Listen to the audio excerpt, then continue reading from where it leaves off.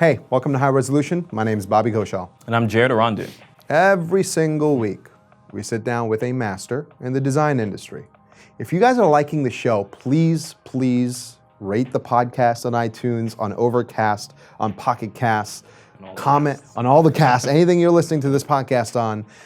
We're not going to let you down. Today, we're not going to let you down again. Who are we speaking to today? We're speaking with John Maeda. John is the head of computational design and inclusivity at Automattic. He's going to tell us about the state of design education, the difference between design and art, and why diversity and inclusivity are very important. We need to cut away to a quick partner message, but honestly, it's John Maeda. Stick around.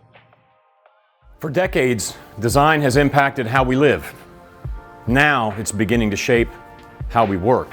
Here at IBM, design thinking has given us a new framework for teaming, for co-creating with our clients and users. It's helping us make decisions faster, and it's keeping humans at the center of everything we do.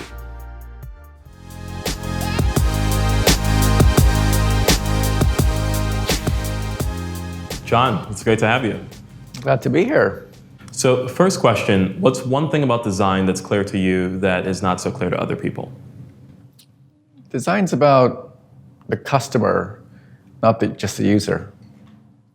So you're using the word customer the way you might use capitalism, markets to sell things?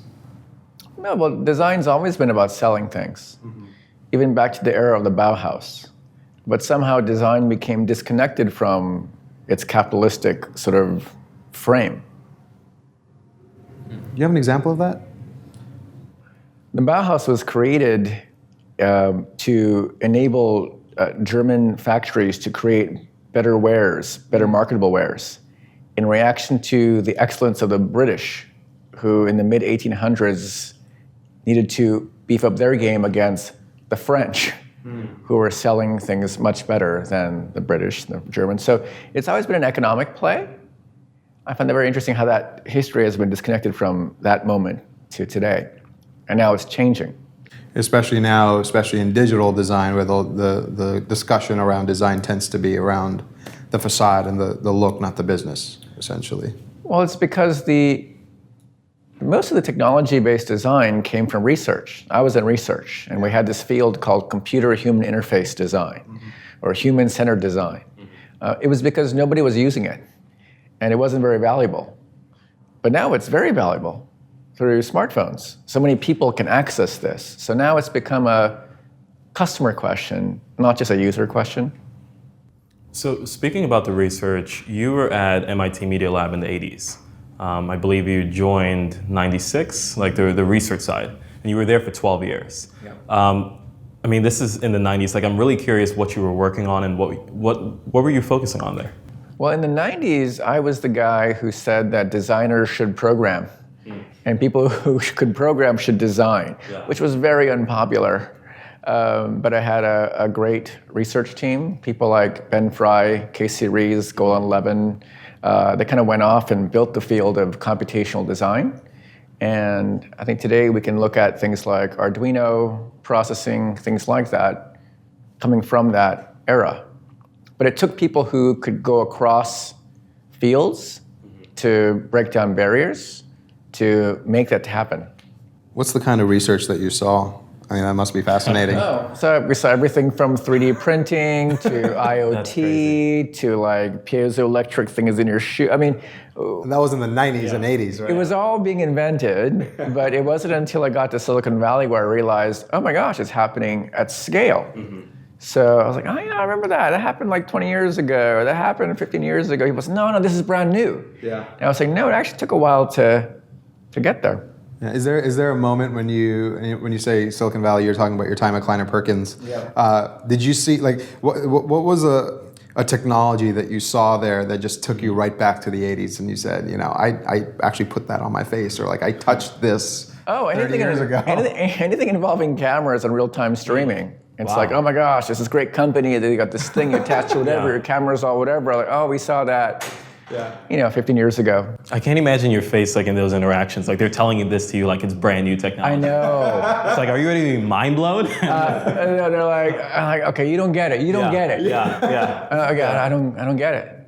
Yeah, that happened quite a bit. At the same time, I would see things that I'd never imagined before. Sure. Like one time there was a venture where the goal was to kind of like send out satellites with 3D printers to make new spaceships, and this is like, really? Yeah. So there's something of that too. You use a word that I don't know if a lot of people are familiar with earlier, computational design. Yep. And I've read the design and tech report that you put out where you introduced 3 kinds of designs. Yep. Could you walk us through computational and the other 2? I think by being in Silicon Valley and seeing how design was becoming capitalizable, I wasn't sure what kind of design it meant. So in the last design and tech report, we talked about how there's 3 kinds of design. There's classical design, there is design thinking, and there's computational design. Classical design is like design of this table, or design of these glasses. It's design that's been practiced for decades. Beautiful design, classical design, collected by museums. Design thinking is design applied to organizations, to strategy, things like our friends at IBM. How do I solve big problems with design thinking? How do I ideate together with a large team? Computational design is different. It's all design involving some manner of computation, whether that's software or hardware. It augments our senses. It connects millions of people. It involves data. It's a kind of design that's practiced in Silicon Valley a lot, and now all over the world. But it's a different kind of design from designing a table or designing your organization. It's special. But again, since the 90s, it was our topic. Designers who could code, coders who could design. It's now happening at scale. Do you think that the biggest difference, if we were to contrast classical with computational, is that computational design is never really finished, and that classical design, like this table, like your glasses, have to be done and put on a factory line and processed at scale? Absolutely. I think that really I was very ignorant when I came to Silicon Valley. I had all the ideas and all the theory, but I hadn't seen it happening in practice at scale. So when I began to hang out with different younger designers in Silicon Valley, I kept seeing over and over this kind of sadness by designers who wanted to ship perfect things. But I realized that it was actually their fault because they hadn't realized that the medium had changed. Before, you would have to ship a perfect thing because you had only one chance. Right. But now you can ship it kind of broken, and you're supposed to fix it over time. That is against the rules of classical design. Right. It's bending physics, right? So it hurts so much. So I began to ask the question: how do we actually just say that yes, if we're designing this, that's how we would do it, but this way is a different kind of design, and it's actually a very unique design to this era. Let's embrace this. But there's a problem in that.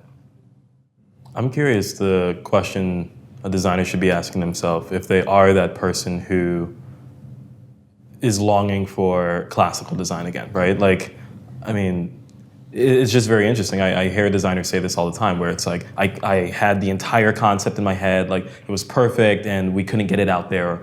And I'm just curious, like what should they be asking themselves? Should they be moving over to computational design or should they actually be going back into a different career? I don't know. I mean, the problem is that because the education system produces the classical designer mentality, it's so hard for people who are in software-based design, computational design, to feel good, to ever feel good. So a lot of my work now is helping people see that this is actually a different kind of design with a different kind of value approach to how things are made. And the idea of perfection doesn't exist in the same way as this world. And for those who can't give up, I go design a poster, design a book, make a video. That's all available to you. But if you're going to push the edge, come over here. This is a different kind of design. Let's appreciate it. And are you saying perfection doesn't exist in computational design or it's defined differently? I think perfection does not exist. So you were saying, it just doesn't exist. It's a different kind of thing. That said, though, it doesn't mean you can't do things well. Because perfection used to mean doing it well. Over here, it really is about being adaptive. and fluid and changing to people's needs. That's a different kind of design. I want to go back to MIT. Right? Yeah. So you were there for 12, 13 12 years, 12 yeah. years. And you've been in many places. I mean, you were the president of RISD, you went to KPCB, now you're at Automattic, but MIT is where you spent most of your career. In what ways, if any, was that a foundational experience for you? Were there any principles that you've brought along with you that you still maintain? Oh, yeah. The main principle I took away from MIT was I had really great mentors. And I remember there was this like kerfuffle on campus where people were like, the Jedis were all kind of rustling around. And I was like, oh, I should get involved with that because I'm a Jedi too. Let's all rumble, there's something happening. And I remember my mentor saying to me, where are you going? And I said, well, I'm going to go take on the badness of whatever kind of thing. He told me, Sean, don't focus on MIT, what's happening inside here. Focus on the world instead. Because that's where you're supposed to be. And that really changed my perspective. So it meant that no matter how great of a place you're at, if you spend your whole time talking about that thing, you aren't really taking on the world. That's a big takeaway from that. What made you leave? What was the forcing function? Well, thanks for asking. I read this book called The Audacity of Hope by this man named Senator Barack Obama from my friend Becky Bermont. She gave me this book. I was like, I don't read books, so I bought it on voice book or audible book. And I was listening to my car, and I'm like, wow, this is really inspiring. I'm American. I look different. He's American. He looks different. He's trying to do something with that? That's not possible. And then I got a call from Spencer Stewart saying, hey, you want to be president of a college? And I said, I can't do that. Then the book said to me, 3 words, yes, I can. Yes, we can. I said, I can do that. Yeah. And so I left a wonderful job, a wonderful life to meet this calling at the time in 2008 for people who looked different, felt different, to claim the role as an American and lead. I want to touch on that a bit. So you joined 2008. This was around the time of the financial crisis, like 07 to 09. Yeah. And it's also 1 year after the iPhone came out, right? But you joined RISD as the president of the university, right? But you were coming from MIT Media Lab. You had an engineering major. You had not done much administrative work before that, and a big part of being a president of a university is fundraising experience as well, right? So I'm curious, what did they see in you and that person who you mentioned who called you? What were they looking for? I think they were looking for someone who believed that art and design can make a difference in our world, and I felt that way. I also did my MBA as a part-time hobby, so I was curious about organizations. So timing went out, and also it was this era of hope. I have to attribute it to that. What do you think is? How do you think about education today now, given all that MIT and RISD experience? Oh, well, I'm very doubtful about education today. I've been doubtful since 2001. That's when I was on a key committee at MIT that looked at the curriculum. It was a great committee to be on. It changed my life because there was this one meeting where we're talking about advising freshmen. And we're talking about how advising freshmen at MIT used to be all done by professors, but MIT had hired all these professional advisors. And so we, the Jedi, were like, oh my gosh, that's terrible. When we were MIT students, we had professors and advisors, and oh my gosh, what's happening? Who's going to help them with their future lives, et cetera? And so 2 students on the committee, one of them got up and looked at all of us and said, what do you mean you'll help us with our future careers? You all don't have real jobs. I was like, whoa. That's a fair statement. I was like, what did she say just now? I think she's dropping some serious truth. And people were like, oh, what is that? No, listen to her. Listen to what she said just now. That was the moment of awakening, because in the 1990s, the best place to be for tech was in the universities, because nobody had computers. There were no computers in companies. But by the year 2000, I could see that the companies had better computers than we did in the research labs because they replaced them at quicker cycles. I saw freshmen coming with better computers than we had in the labs. I was thinking, something is changing. I have to be aware of this. So kept on going up the ladder, got my MBA as a hobby, heard the call for change, hope. That's why I left. And then after I had led an institution through almost collapse to restoring it, someone told me, well, John, and we've given you a hard time here. You can take it easy now. I said, take it easy now? That sounds kind of boring. So I got a call to go to Silicon Valley, and I said, I don't know anything about that. And this is before the TV show, mind you. Let me delve deeper into my ignorance. And that's how I started there. I was at Kleiner Perkins and also at eBay, working for the CEO of eBay, John Donahoe. Well, but there are probably thousands of students hopefully listening to this and watching you now, and you're speaking to them. Okay, assume that they're all here in this room. Oh my. What are you telling them about what they're doing at university today? What should they rather be doing? Yeah. I think anything involving the computer or high technology, they're very unlikely to learn it in a college or university setting. So go old, go classics, study history, study philosophy, study the stuff that'll never change. Liberal arts, embrace it. But anything involving technology is going to have to be learned in a company because companies are so far ahead. And this is the problem we were talking about before this.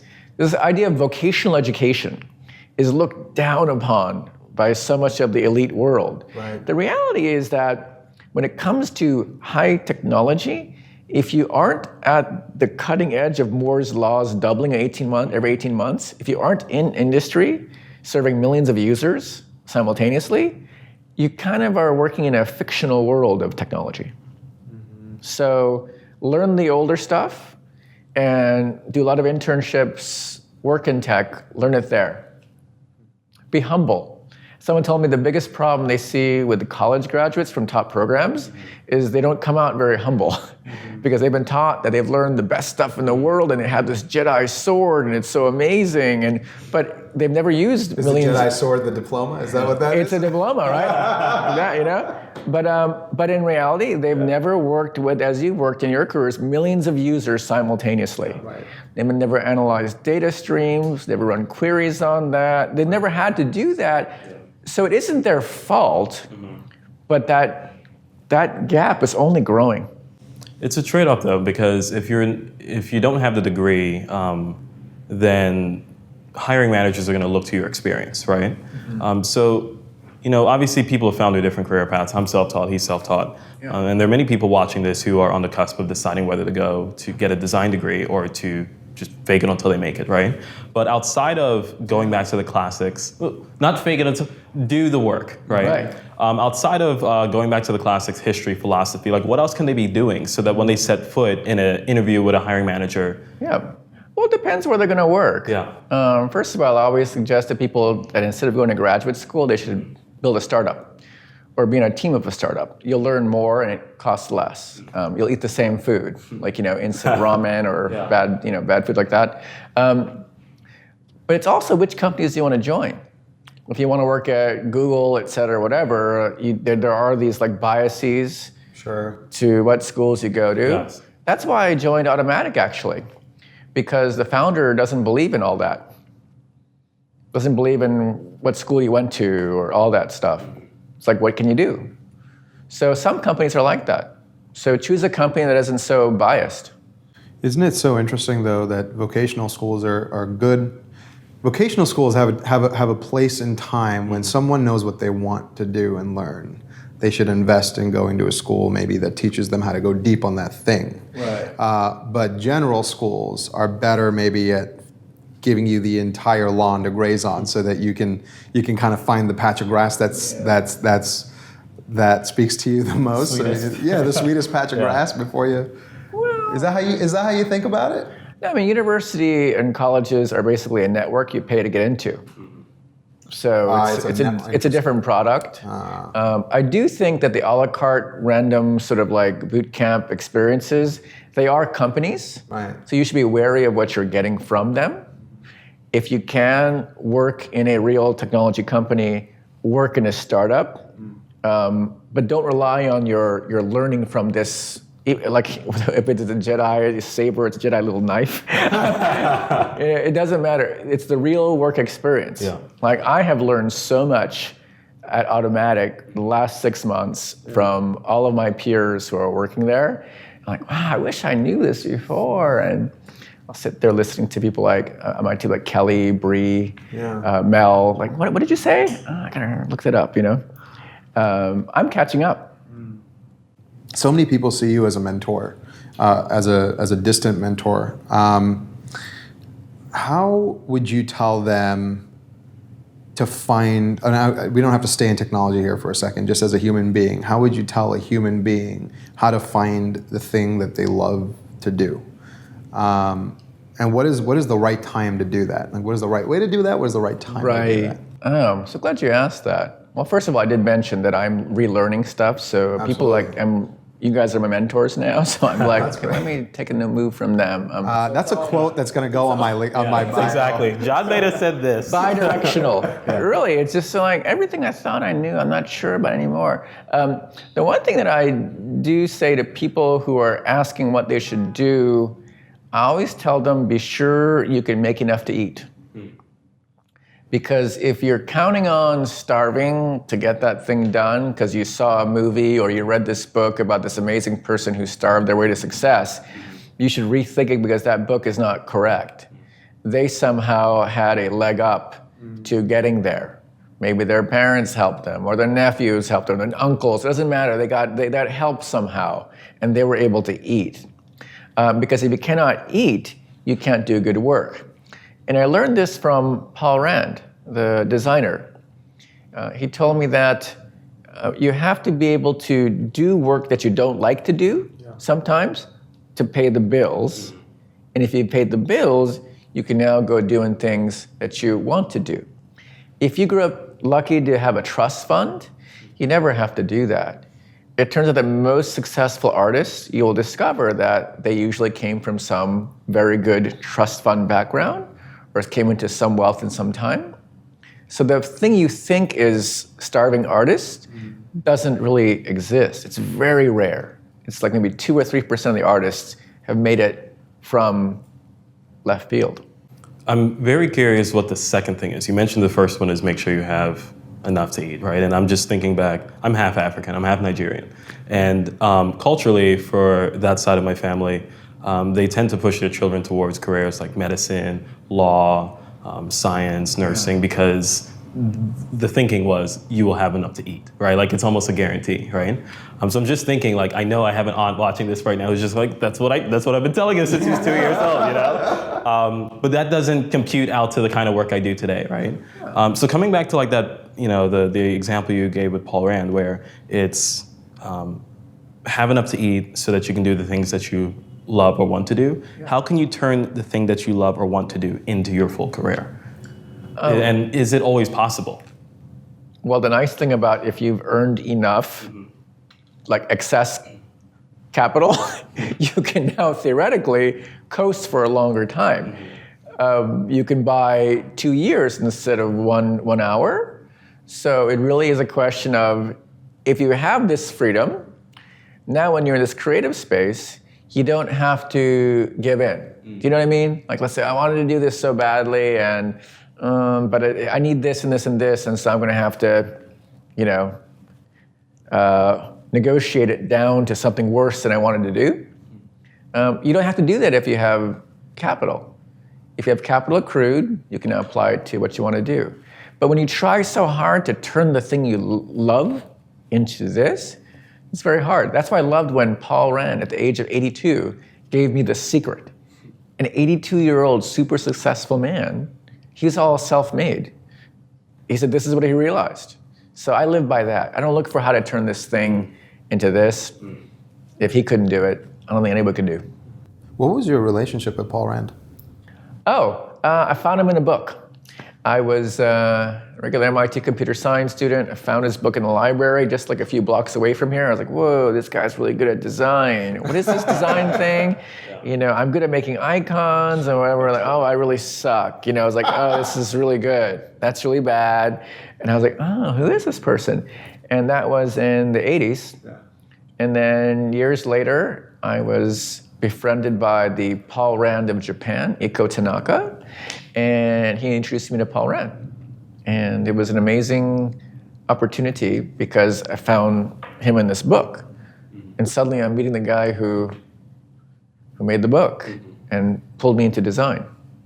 It was magical. So excuse the provocation here is deliberate, but in 2011, you were still at RISD, right? And you were given a vote of no confidence, I believe. I was awarded one. You were awarded one. You were awarded one. But that was from the staff and faculty at RISD. Yeah. Mm-hmm. And then somehow magically, over the course of 12 or 18 months, you turned it around and you made RISD the #1 design and engineering school in the world, or design and art school in the world. Walk us through that. That's fantastic. Oh, well, the CIA actually contacted me to ask that same question. The CIA? Yes, I'm in a certain number of presidents who were voted no confidence that year, but I am in the 0.001% that actually came back. Sure. How? It's because I listened to a lot of people and what they were saying to me. It's one by one. And I began to understand that when people turn against you, it's because there's a simple story made. You were in this whole era where we're like not sure what we're hearing in the news. Right. To me, it was like an early introduction to that. The story was that John came, he brought the global financial crisis, and many of our friends were laid off, and he must be punished. So if I heard that story, it's a good story. So I listened to that story. I could understand where it came from. I know I was also a change person. I changed a lot of things. So if you've been there for a while, it doesn't feel good. But what happened is by that time, a lot of the changes I put in place were making things better. I focused on scholarships. I focused on student outcomes. I focused on improving the faculty's lives. And suddenly, things were going up. STEM to STEAM launched. It became a national movement. And what's great about things going well is people who might have been mean to you are like, oh my gosh, you're totally my friend. And it's just a matter of that. It wasn't easy. It's very hard. It changed how I saw everything, actually. I realized that design is about listening, being agile, changing habits, behaviors, and just moving, not stopping. You mentioned STEM to STEAM. Yeah. There's a difference. There's an A in the second word. Walk us through that. What was that? Oh, well, I was so,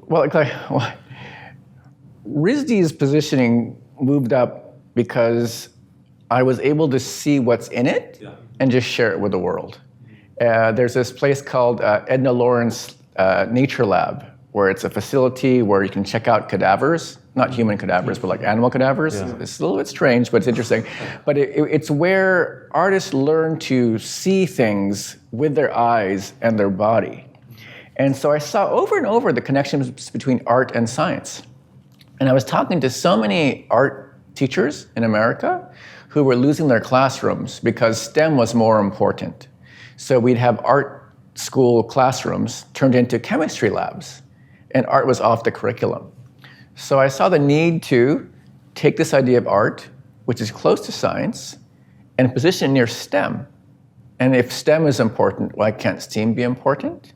And it just kind of like trickled forward and became a thing, and before you know it, it became a national movement. And now it's actually an international movement. But it's all because what I could see, my job, any leader's job, is to take what's there and just share it. So I don't want to glaze past the details here because I feel like this is where the devil really is in the details, right? So it trickled on and it became a movement. That trickling, let's go to the trickling. This happened with the Obama administration, is that right? Did you work officially with the White House on this? Oh, it gradually got there. So it was neat. Well, it was with Congress. Okay. Because the neat thing about Rhode Island is it's a small state. So the congressional representation would all talk to me. I could also talk about cybersecurity, so that was a plus too. But they were the stewards of getting that going. And we got involved with Congress, spoke to people on the White House side too, so it was just amazing. And the fact that they prioritized this through the administration itself, through an election year, what year was this? Like 2012, 2013. Right, yeah. that's like an election year, right? A major election year. So this was actually prioritized in. It was put into an act that art education and STEM were important to link together. But that was all because the congressional delegates really pulled it together and made it happen. Yeah. Delegates. Delegates. Yeah. Is this a symbolic thing, or what are the outcomes here? Like what happened? The outcomes is that funding to arts began to increase again in relationship to STEM education because funding was being pulled out. It's important to note that STEM to STEAM was not loved by many art people because it was saying that art can be art by itself. Why does it have to be involved with STEM? But then you'd have a half a room saying, thank you for keeping our funding to our school. Yep. So everything is a double-edged sword. Anything that helps people, if it's, to your point, interesting, it's going to alienate some, bring along some others. And to clarify, STEM is science, technology, engineering, math. Yep, okay. And adding the A. And you added the art. Yeah. Well, we added the art. There are a lot of people involved with it. What did it feel like when your representatives from Rhode Island called you and said, "Hey, by the way, this is going to be an act. Yeah. We're gonna make this a thing"? It was very exciting. I mean, well, again, it was because I had the fortune of finding the right people, finding the right things. On my team, there was someone named Babette Alina, who was my government rep, who loved the idea, forwarded through her networks, and so I just had good people on my team, good stuff to carry forward. Would you say that this is a milestone, like one of the big milestones in your life? Definitely. I was glad to connect something I care about, technology, with the arts and make it official. For decades, design has impacted how we live. Now it's beginning to shape how we work. Here at IBM, design thinking has given us a new framework for teaming, for co-creating with our clients and users. It's helping us make decisions faster, and it's keeping humans at the center of everything we do. Of course, we're inspired by our design program, which is over 60 years old. But today, IBM employs more than 1,300 professional designers, and we've certified more than 60,000 IBMers in the practices of IBM design thinking. The result?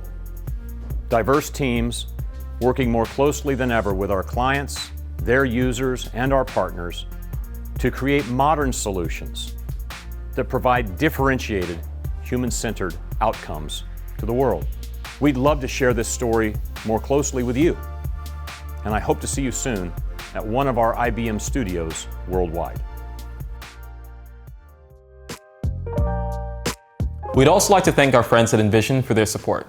InVision is the world's leading product design platform, powering the future of digital design through their understanding of the importance of collaboration. They're used by some of the most innovative companies in the world, like Facebook, Capital One, Netflix, and Airbnb. I work with remote teams all the time, and I found that keeping a healthy dialogue is really important. Without it, building strong work relationships gets a lot harder, and that leads to poor collaboration. I've also found that prototypes are a great way for me to show my full vision for a design, and this helps cut down a lot of back and forth. InVision makes all of this really easy. You can rapidly prototype your designs and collaborate across every stage of your project, taking your ideas from concept to code. It simplifies virtually every aspect of the design workflow and makes collaboration a core part of the process for everyone, from project managers to designers, developers, and writers. Teams that build digital products are at a serious advantage when they use InVision's suite of prototyping and collaboration tools. It's the best way to get everyone on board. Visit InVisionApp.com/high-resolution for 3 months free. All right, so right in the break, we were kind of making fun of me being in my second quarter of my year. As I'm making fun. I'm admiring. You're not admiring. You're making a little bit. So I'm 32. Jared's 23. 3. 2. 22. Goodness, what a child. Gifted one. Very gifted. He's a savant. And then you use the word quarters. And you said Jared's in his first quarter. I'm in my second quarter. Then you go into your third and your fourth, and then you die. No, the fourth quarter you might die. Yeah, exactly. Right. Goes away. Yeah. You had 4 coins on the arcade machine, one just got taken. So I want us to just explore for a second. Sure. What should people prioritize in these quarters? What are the outcomes that you should expect? I think that the third quarter gets really hard because your body begins to break down physically. Most people don't realize this. I had the chance to work with AARP when I was at MIT. I was the research rep, and I loved working with them because they are the people that are over 50, and I was in my 30s. And I realized that when you're older, things are a little bit harder. And the thing you don't realize is when you get over 50, your body's breaking down. So when you meet someone older and you think like, oh, they're not really here. Like, why aren't they here? It's because stuff hurts. Mm-hmm. Like, imagine if I hit you 2 places, right? You're like, oh, John, why did you hit me? Like, John, right? You know what I'm saying? And so that's what it's like to be older. It's like, everything is hurting. So what did you say, Bob? What did you say? You know what it's like. Yeah. But because you have less pain, you're okay. That's what happens in this era. So it's harder to get stuff done. A lot of stuff gets done. Yeah. It's going to get harder. In your second quarter, you know that's coming. So you got to run because it's your last chance when your body is working at its highest level to get it. The first quarter, you either waste it or you position yourself for a better second quarter. Right. And I think most people tend to waste it. So the magic word for the first quarter is work.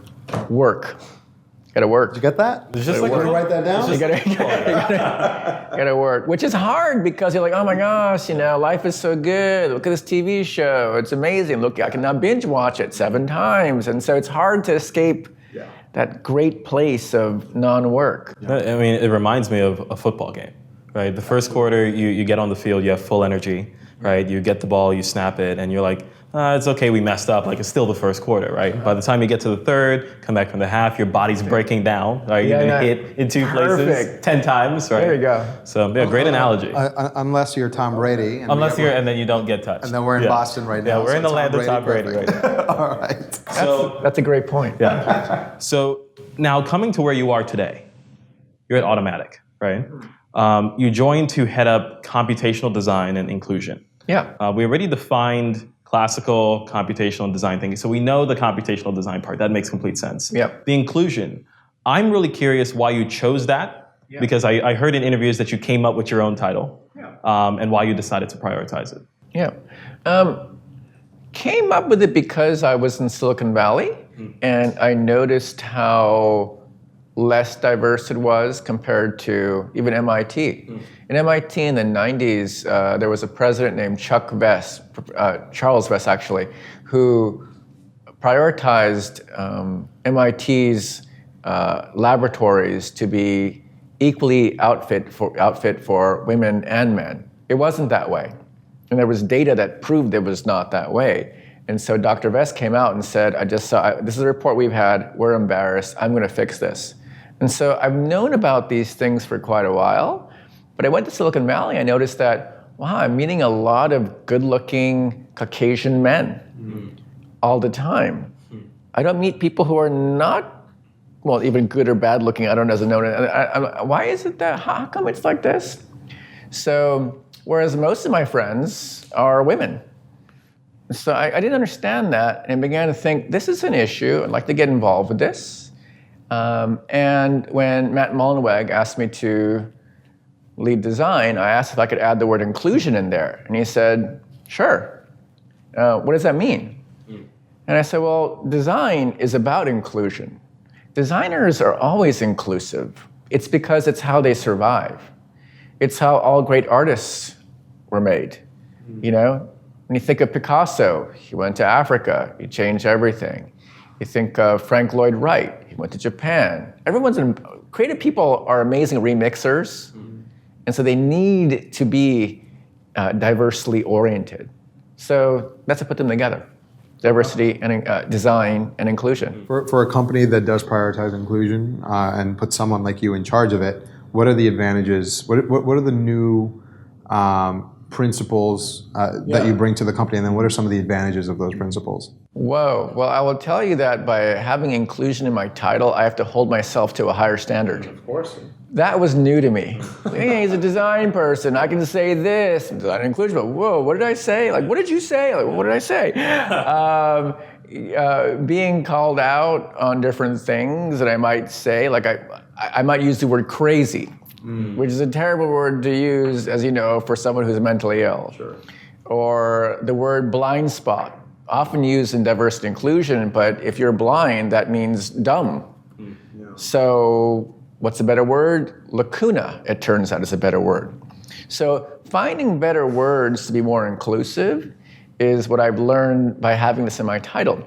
And working with colleagues inside Automattic, the designers there, who are helping me understand how inclusive design works, whether it's accessibility, or any kind of person with a different body type, or all these kinds of inclusivity I hadn't considered in the past, but now I do.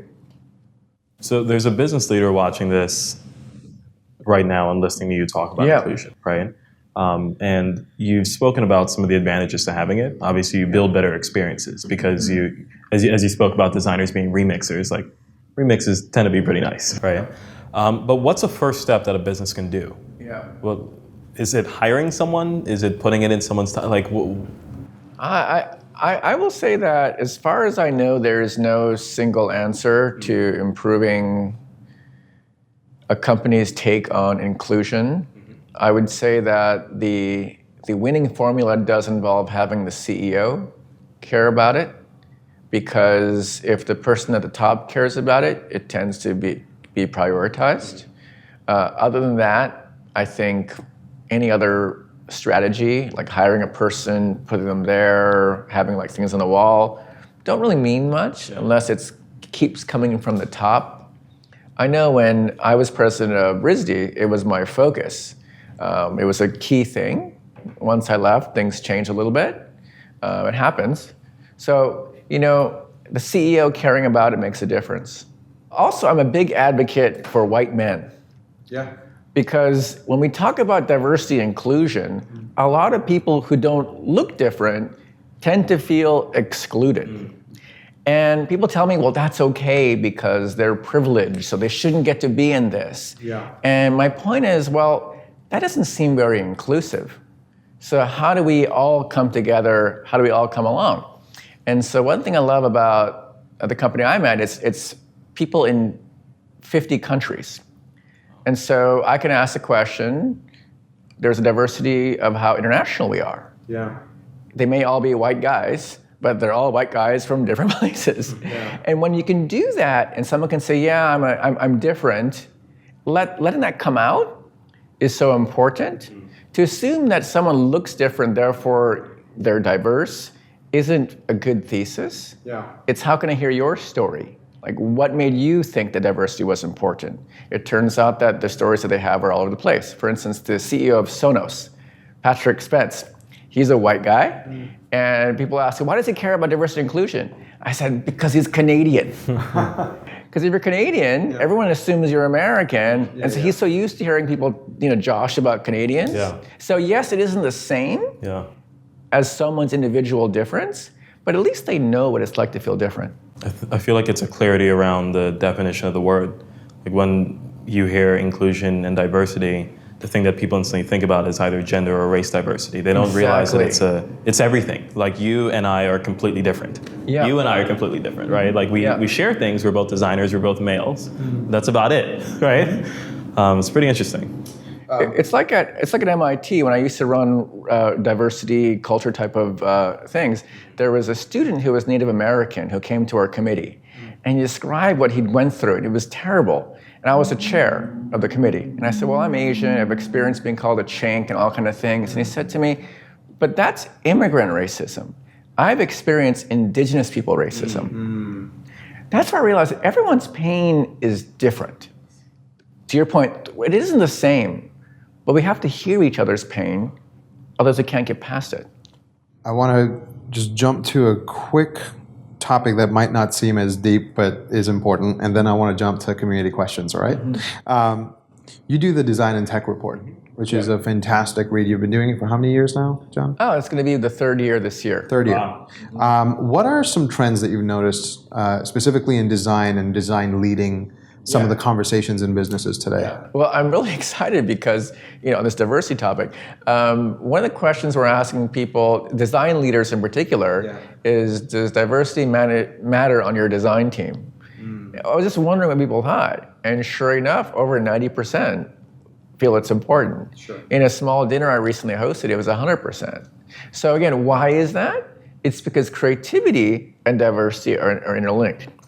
So if you're a business running a company that's trying to be more creative, it has to think about how to become more diversity-minded. I think that's a very fair analysis. Very fair analysis. But I'm focusing on design teams, mind you, because if you focus on the whole, if you try to bring the whole company, that is noise all over the place. I think creative people tend to be the most accepting people, and what can we learn from them? So I look forward to hearing that. I'm sure in your travels you'll discover that everyone you meet has this kind of inclusivity, and you wonder why. It's because that's how they function as creative people. They're type O people. They need to bond with other people. They need to give. They feel that sense. Exactly. So focusing into this design team now, what makes for an effective designer in a business? Like, what should they be bringing to the table? Oh, I think, this is a conversation I have at Automattic with the designers a lot. There's one designer there, Bree, maybe you met her before. She's always curious about the business results. And you find designers who come out of the craft or the science, and then they either don't care about the business or they care about the business. Either path is a path to success, mind you, but it's the ones who try to understand business that can actually make difference at scale for the company that they're in. I think that designers who are curious about business results are the ones that can be the most successful in their career as designers in tech. So you talked about craft and business, right? It reminded me of, I believe I heard you say this somewhere, about like the difference between a designer and an artist, right? An artist seeks to create questions, in a sense, like you look at the work and you think of things, and the designer tends to answer them or solve them, right? How else do you define the difference between these roles, and how much does craft and science play to like whether you are an artist? Sorry, not craft and science, craft and business play to whether you are an artist or a designer. Again, the artist thing is about freedom. An artist is free to do whatever she or he wants. It's not business. It's completely separate. Business is about achieving an objective for the customer and producing value, which sounds so unromantic.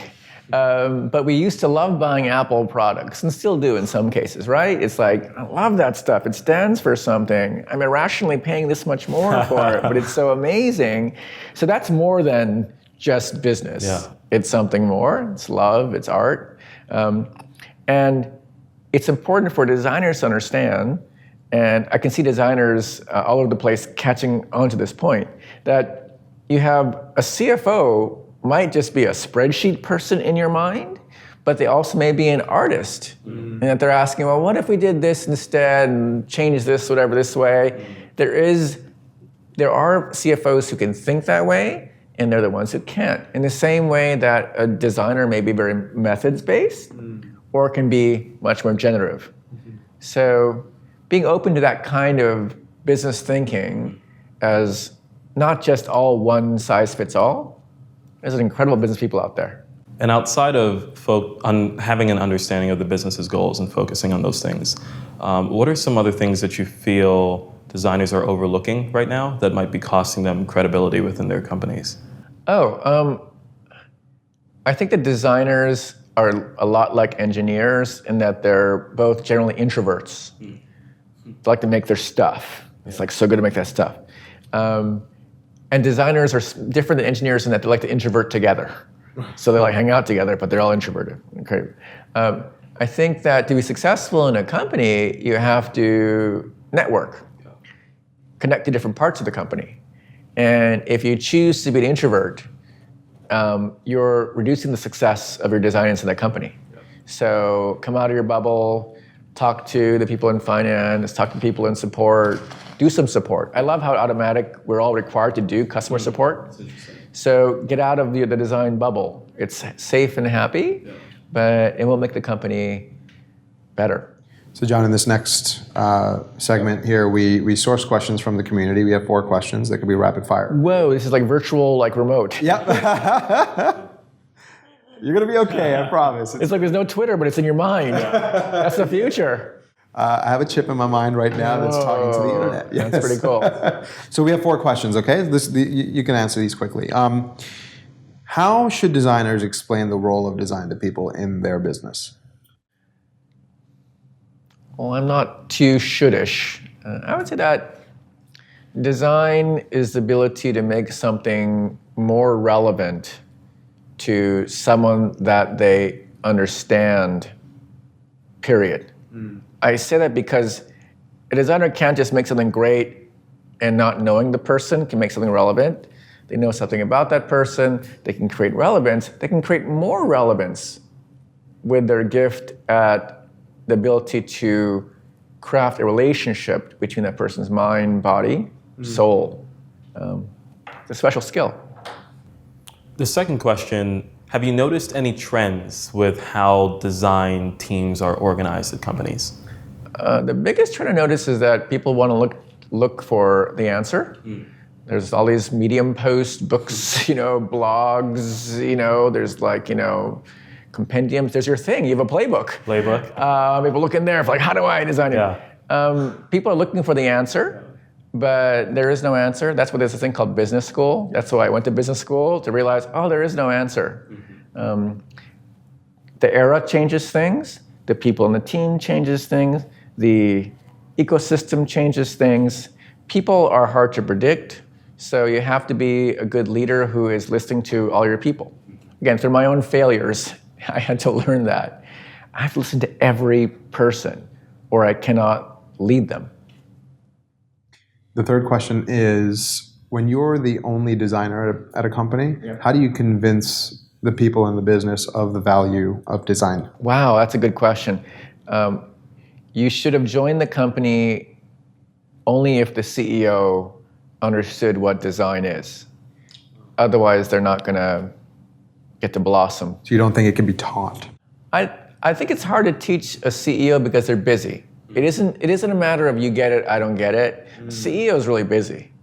They've already got their stuff going on there. She or he are like so busy. So it isn't that they're bad and they don't get design. It's like they're going to be busy. So unless they started off, design is really important. I have experience doing like user research, testing, I built a product. CEO will probably be good for a designer. Yeah. But if the person completely came out of like, for example, a pure business program, had never built a product, then that's not going to happen because they're too busy with the numbers and the networking. And we can end here. Yep. As the purpose of design continues to evolve, what are some roles and methodologies that you think might emerge over the next 5 years? Well, I hope the following happens. I hope that more designers actually interact with customers and their whole lives and what it means for them to succeed with the product versus episodic. Did I click on that or not? Or did I get through this flow? Did I pay? It's like, did they actually, their lives get better some way? And to understand that quote unquote end-to-end thing as part of their job as designers, that practice I think is lost right now because of the data and the millions of users and the distance. That's why all my work now is sitting next to people making websites and understanding why they want one. That's good. Thank you, John. Thank you. Thank you. Hey, you made it to the end. Congratulations. Thanks for watching the episode. I really, really hope you liked it. If you did like it, please leave us a review on the iTunes store. And by the way, if you have any questions that came up because of the content that we covered with our guests, go on YouTube, go on Twitter. You can tweet us, you can leave us a comment. We'll get back to you. We'll help you as much as possible. @HighRes Podcast. That's the screen name or the handle for Twitter, for Instagram, for Facebook. Find us, talk to us. We want to converse with you. We're not going to leave here, by the way, without also thanking our friends at Searl Video. They've been an amazing partner on this entire project. So Searl Video is a creative studio based out of Portland, Oregon. They've helped creative communities tell stories for over 10 years. They've done advertisements, behind the scene footage, and documentaries for companies like Google, Slack, XOXO Festival, Adobe, Intel. They're incredible. They've traveled with us through the entire country documenting these stories with our guests. That's incredible. Thank you so much, Searl. Listen, if you're a startup looking to elevate your product, if you're a big company looking to humanize your brand, if you're someone in the creative community who just wants to tell a story, you've got to check out the team at Searl Video. It's searlvideo.com, S-E-A-R-L-E video.com. Check out our friends at Searl. Thank you so much, guys. You guys have been incredible on this project.